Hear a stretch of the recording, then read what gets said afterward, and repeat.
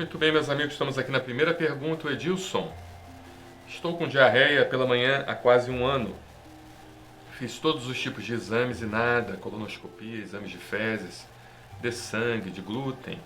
Sou intolerante à lactose, cortei leite e derivados e tomo remédio todos os dias para a diarreia. Não sei mais o que fazer, fui em vários especialistas e nada. Só fico melhor com medicação, probióticos e Mosec. Se eu resolver cortar esses medicamentos, volta tudo novamente. Não aceito tomar remédio para a vida toda. Edilson, você está com uma diarreia crônica, né? Há muito tempo, mais ou menos um ano. Mas o interessante é que parece que antes de um ano você não tinha essa diarreia. Não sei se seria esse seu caso. Assim, uma diarreia crônica, ela leva a um problema chamado uma síndrome desabsortiva, como você não absorvesse mais os nutrientes, o alimento que você come, os nutrientes contidos nesse alimento, então isso acaba realmente te deixando enfraquecido. Você me disse que fez todos os exames, tal, tudo bem. Você fez exame de fezes, não deu nada, né?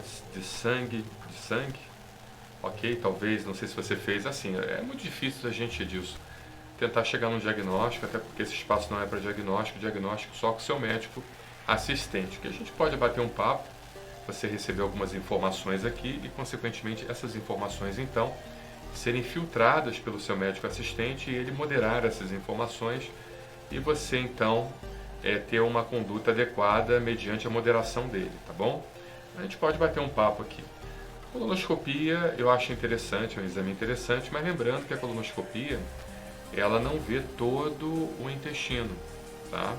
Ela vê só parte do intestino, ela vê o reto, não nem o reto você precisa, o ânus você tem que fazer anoscopia, o reto, parte do reto, mas às vezes você precisa complementar com outros exames. O sigmoide, que é o cólon logo após o reto, o cólon descendente, o cólon transverso e o cólon ascendente. E ela vê também o seco e costuma ver também a porção final do adenojejunum ilho, a porção final do ilho, ok?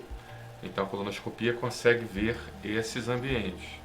Tudo bem que acaba vendo boa parte dos tipos de problemas, principalmente os cânceres, as neoplasias. Os cânceres você consegue ver uma boa parte, acima de 80%. Mas fica uma zona cega, que não consegue ser vista também pela endoscopia digestiva. A endoscopia digestiva é em cima, né?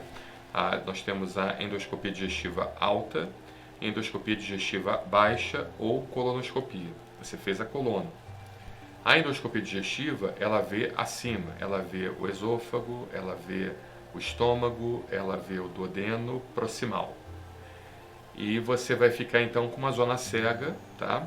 Que vai começar com o duodeno médio, duodeno final, vai pegar todo o jejuno e vai então pegar também o ilho proximal e o ilho médio. Ou seja, você vai ter então essa região chamada zona cega, que é uma região que a gente não consegue ver por métodos invasivos, pela endoscopia digestiva alta, pela boca, ou pela endoscopia digestiva baixa, pelo ânus, tá bom? Existem outros métodos de imagem que podem ser complementados, existe também a própria ressonância magnética, a enteroressonância, que consegue ver alguma coisa dessa região cega, que talvez fosse interessante para ver se encontra algum problema que possa estar causando essa diarreia. Porque quando a gente tem algum problema no intestino delgado, não quero aqui, em hipótese nenhuma, afirmar diagnóstico para você, nem eu acho que seja isso. Mas precisamos pensar na possibilidade de como um dos diagnósticos diferenciais. No intestino delgado, quando ele faz um tumor, aquele câncer, ele mexe com a flora intestinal e acaba levando então o paciente a ter a desabsorção, entendeu? Isso também pode acontecer na porção, tanto no colo ascendente como no colo transverso, no intestino grosso, tá?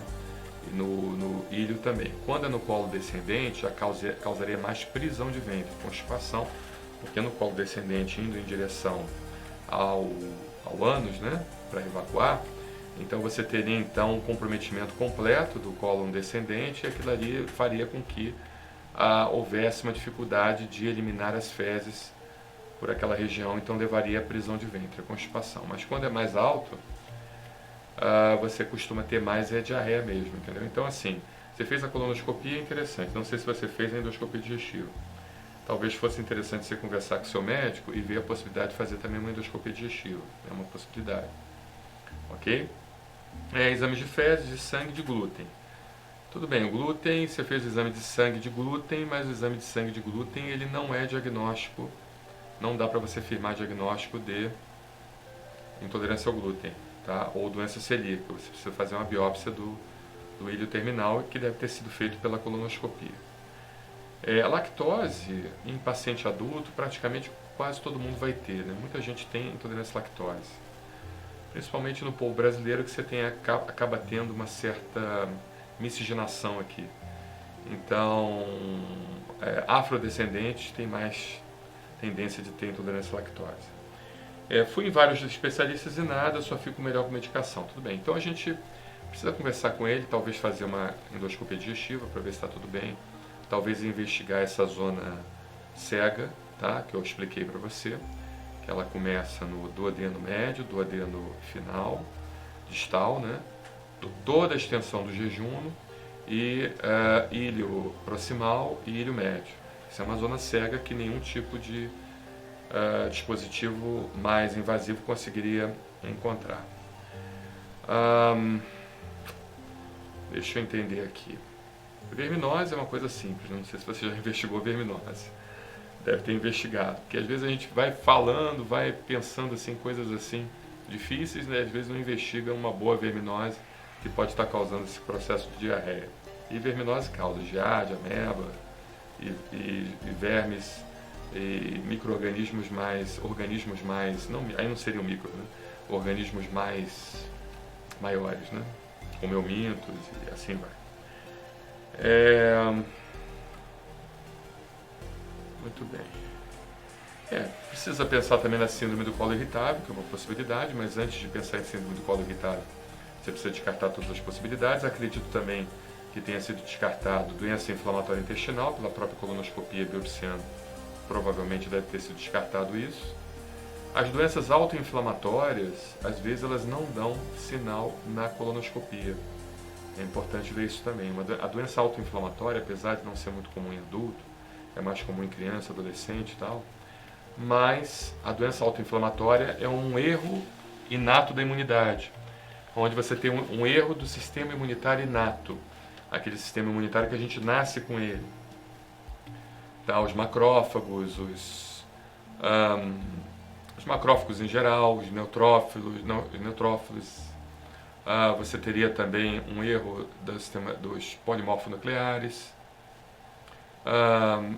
dos monócitos, das células dendríticas, né?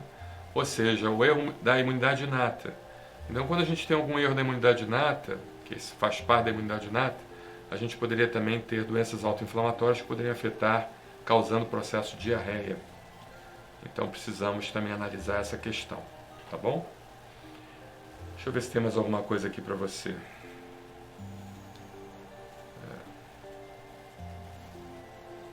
As alergias alimentares também, não IgE mediada. Talvez fosse algo interessante a você pensar. Tá? Alergia alimentar não IgE mediada. Que alergias alimentares você tem a mediada pelo anticorpo IgE e a não mediada pelo anticorpo IgE. Então, as alergias alimentares não IgE mediadas, elas só causam distúrbios gastrointestinais. E quando você vai fazer o exame de sangue para o alimento, quando você vai fazer o teste alérgico para o alimento, eles dão negativos. Tá? Não necessariamente vai dar positivo, porque o que vai dar positivo seria a alergia alimentar IgE mediada. E mesmo essa positividade não indica que o paciente tem alergia, e sim que ele é sensível. Tá? Então, o exame padrão ouro para diagnóstico de alergia alimentar é o teste de provocação. E talvez fosse uma possibilidade, apesar de você já estar desenvolvendo um quadro de diarreia. Né? Então é algo que precisa ser analisado. Existe um outro exame também, chamada dosagem de calprotectina, exatamente. Aqui tudo é ao vivo aqui, vem tudo da minha cabeça. A calprotectina, ela é um exame de fezes, não sei se você fez esse exame, e a gente conseguiria então medir se existe algum processo inflamatório no seu intestino. Tá? Tudo bem que você já fez a colonoscopia e tal, e já teria uma ideia, né? Muito melhor. Né? A calprotectina seria uma fase antes de você pedir a colonoscopia, porque se tivesse processo inflamatório em atividade no intestino, então, consequentemente, haveria essa possibilidade aí de você de fazer a colonoscopia. Tá bom? Mas eu acho que eu já fui demais, eu não sei se eu poderia lhe ajudar mais, né? Certamente, vamos conversando. Aí você vai me dizendo como é que a coisa foi evoluindo e a gente vai comentando aqui, tá bom? Um abraço, Edilson. Obrigado.